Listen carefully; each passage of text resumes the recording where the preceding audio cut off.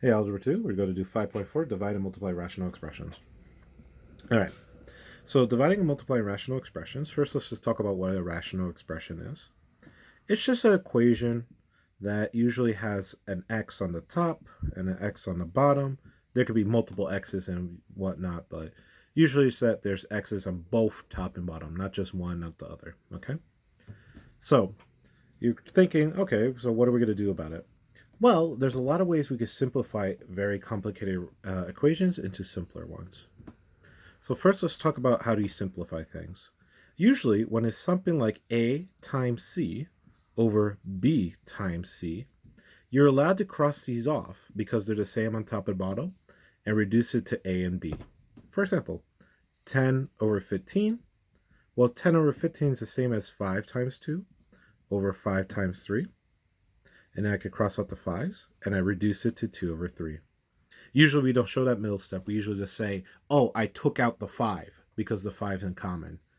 This is just a more expanded version of what's actually happening. You're rewriting it as there's factors and then simplifying it.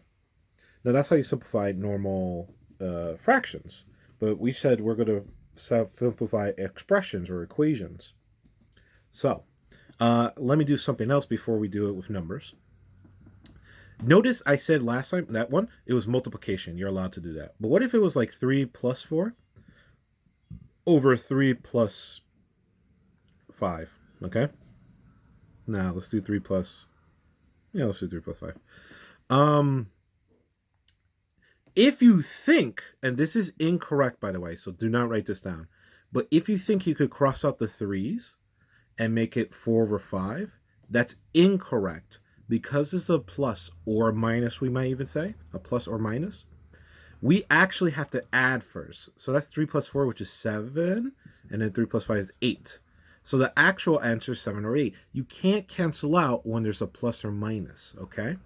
We're not allowed to cancel it out because there's a plus or minus in between the numbers. But we are allowed to do something like this. If it was 3 plus 4 times, let's say 5, over 3 plus 4 times, let's say 10. Okay? No, let's make it something that's a simple 9. Now, this rule I just told you, the 3 and the 4 cannot be separated, and the 3 and the 5 cannot be simplified separately. They have to be simplified together. So here, in parentheses, 3 and 4, which is secretly 7, and 3 plus 4, which is also 7, 3 plus 4 are in parentheses. They're in it together. And 3 plus 4 down here are in it together. So when they're in it together, they're exactly the same because 3 plus 4 equals 7 and 3 plus 4 equals 7. So just before we agreed that we could cross out the 7's. That means we could also cross out the 3 plus 4's and the 3 plus 4's. Now all of this, you're like, okay, Mr. Tobel, we could cross things that are exactly the same on top and bottom. Why does that matter? Well, sometimes we're dealing with something like this. Let's say we have x plus 5 times, let's say, x plus 3 over x plus 3.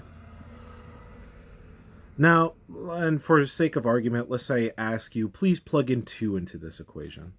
Now, if I had to plug in 2, I have to plug it in here, I got to plug it into here, I got to plug it into here, I got to add 3 times, then I have to multiply these two, then divide this guy, and that's a lot of work. So what we want to do is to be able to simplify when we can. And looking at this, we can simplify. As I said earlier, as long as they're in parentheses, if it's exactly the same on top and the bottom, we could cross it out. So look at this, 3 seconds. What is the one that's exactly the same on top and bottom? The x plus 3 is exactly the same on the top and the bottom. So that means I could cross these out. What happens when I cross it out? Well, what's really nice is that it just becomes x plus 5. So now we have y equals x plus 5. Earlier I said x equals 2, so plug that in. Well, 2 plus 5 is 7. 7 equals y. That's a lot easier than plugging in 2 here, multiplying, crossing out, dividing, all that. So this right here is to simplify complicated equations. This whole purpose of the lesson is how do we simplify complicated radical equations, which are with x on top and bottom. All right, so now the rest of the video is me practicing many different scenarios where we might have to do a little factoring or we have to do a little taking out what's in common. So let's take number one. Number one is not those examples where you have to take anything out. Well, it's not something that you have to do anything special to. So look at the top and bottom, 3 seconds. Is there anything that's exactly the same on top and bottom? The x plus 1 is the same on top as the x plus 1 is the same bottom. This is the really important part. The x here cannot interact with the x here because this is not just x. It's a whole group, x plus 1. That's its whole number.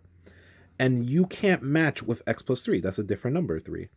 That doesn't match. So this is a 2 down the line. But this one is an x plus 1. This is a grouping. We call these grouping, well, they're parentheses, but they're called grouping symbols. Why are they called grouping symbols? They become one group, one unit, one number when you put them in there. So group x plus 1 exactly matches group x plus 1. Because they both exactly match, I could cross this one out, cross this one out, and rewrite this as 2 over x plus 3. Now, this 2 and 3 cannot interact because this is still, even though I didn't write parentheses at first, x plus 3 is its own group. 2 and x plus 3 don't match. So you are done here. Oh, the instructions is to simplify. So can we simplify anymore? No. Number 2, 40x plus 20, 10x plus 5. Now you look at top and bottom, you're like, well, Mr. Tobel, and I'll even put parentheses here. Mr. Tobel, the groups are not even exactly the same. Okay, so maybe there's something I could do. So let me look at the top group first. Is there anything in common between the 40x and the 20? Hopefully you can see that the 40x and 20 both have 20 in common because 20 times 2 gives you 40 and 20 times 1 gives you 20. So what does that allow me to do? Well, because 40 and 20 share 20 in their factors, I could take out a 20 that's in common. This refers back to chapter... a while back. I don't remember which chapter it was, but a while back we done something like this. So you're factoring out in common. So when you factor something out in common, just a reminder, and let me just rewrite the whole question here. Just a reminder, when you factor out something in common, what you do is you take out what's in common between both of these. So 20. Then you divide both of them by the number you made in common, which is 20. So 40 divided by 20 is 2x. 20 divided by 20 is 1. So 20 times 2x plus 1. So 20 equals 2x plus 1. In the bottom, pause the video. Try to factor out what's in common in the bottom. And if you didn't pause the video and you're just going right to it, or you just finished pausing the video and you're about to see the answer, let me show the work still. In common between 10x and 5 happens to be 5. So I'm going to take out a 5 and leave x plus 1. I'm sorry, 2x plus 1. Because 10x divided by 5 is 2x. And then 5 divided by 5 is 1. So over here I have 5, 2x plus 1. Let's look again very carefully. Do we have anything that's exactly the same? Yeah, we do. This 2x plus 1 exactly matches this 2x plus 1. So to rewrite it, we have 20 over 5. Can we reduce this fraction? Hopefully you can see we can. To reduce it to 4 over 1 or just 4. So sometimes we can reduce this complicated mess. This whole complicated mess happens to simply equal 4. The number 4. This is much simpler than that. And that's what our job is. That's what our lesson is today, is how to make this complicated thing simpler. We're going to do at least 2 more examples. All right, these examples are difficult. Are you going to get them the first time around? No. But that's why we have practice. That's why I have the Zoom sessions. These examples are difficult. And the homework sheet is going to have at least 1 or 2 of these, okay? Or a couple of these, actually. All right. So, let's talk about number 3. Number 3 is an x squared minus 9, x plus 3.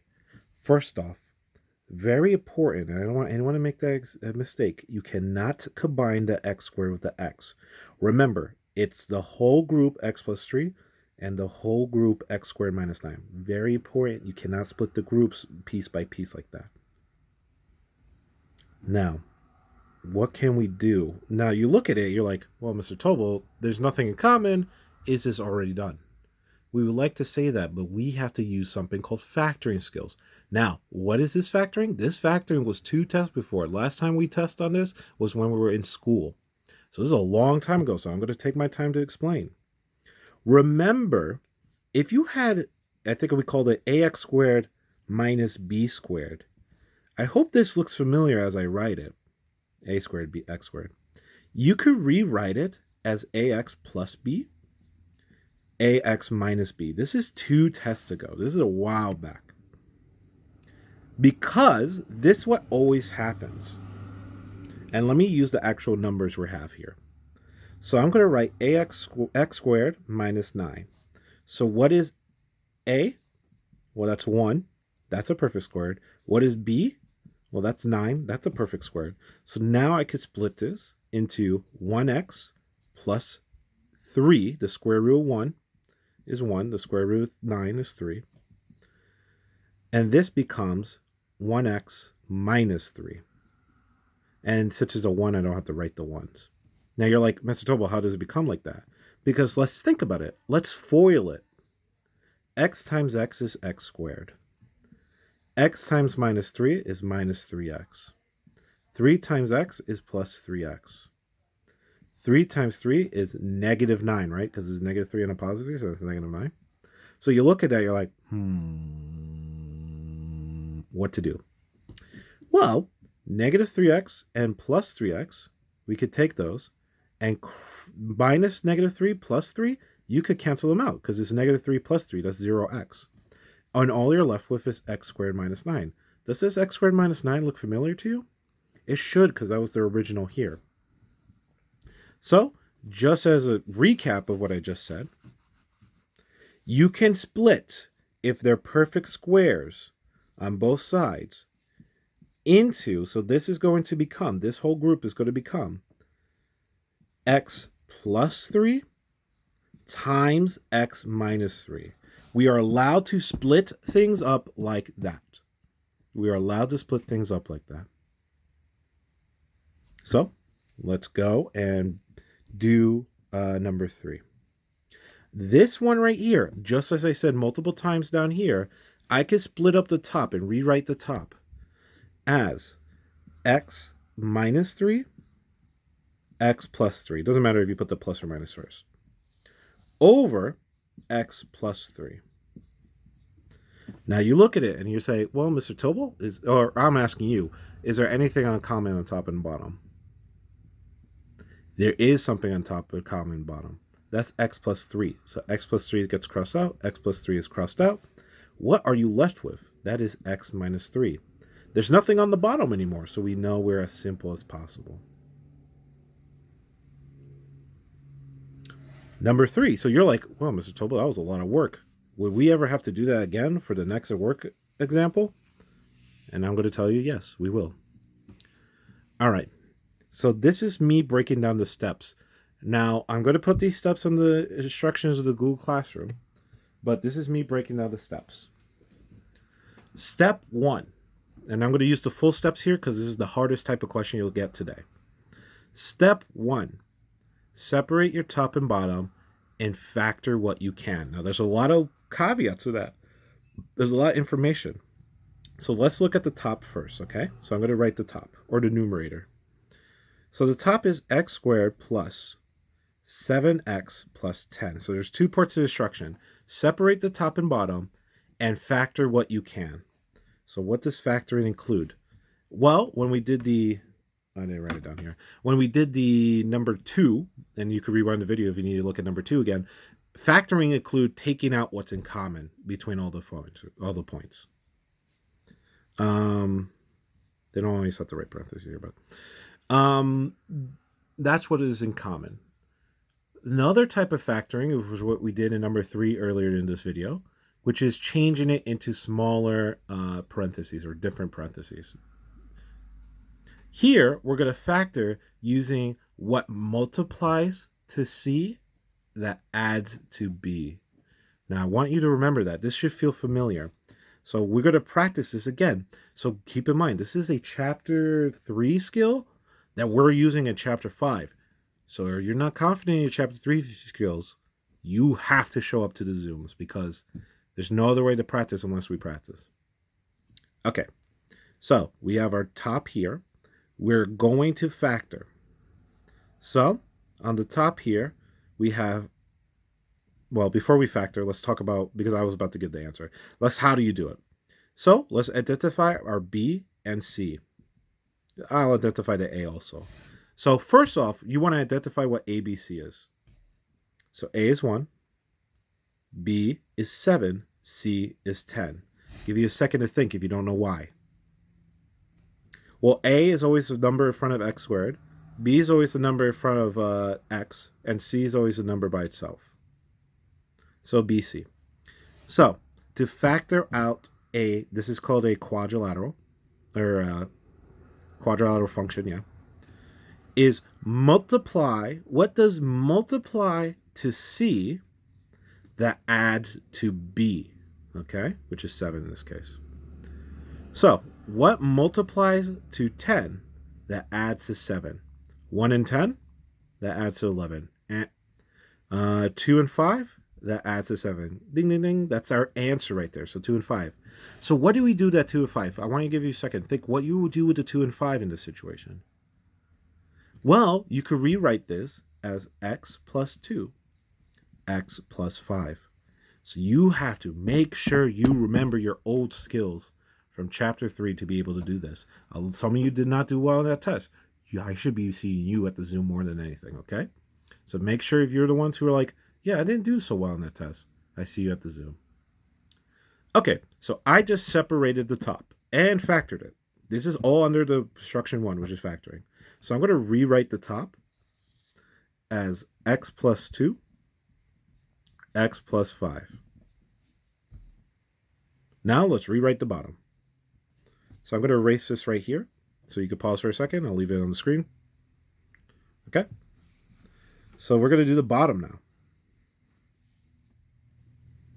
The bottom, or the denominator, is x squared plus 8x plus 5.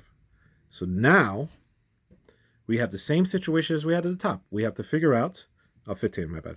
We have to figure out what multiplies a C that adds to B. So before we do that, let's identify what B and C is. B is 8, C is 15.